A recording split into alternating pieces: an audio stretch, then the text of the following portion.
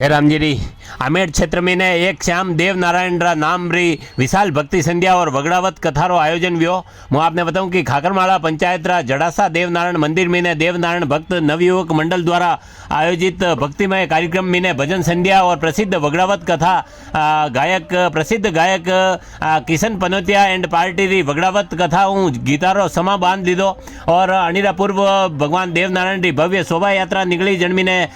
भक्तान DJ और Gaza बाजा मीने वरगोड़ा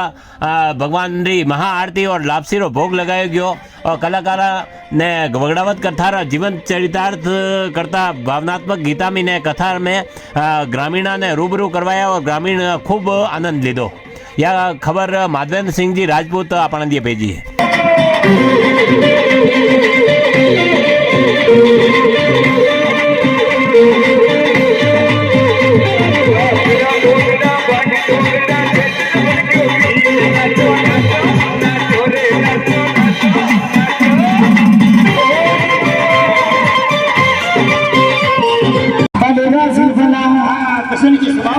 अरे फलो केरी गल्ला की काल का माते अरे काला कोला फेरू माते हमारी मानले बाते इदान ने आजा सती सामड़ा रानी जयंती हीरा छन्ने येलो पाडियो ए मु आजा रे बड़ा हीरे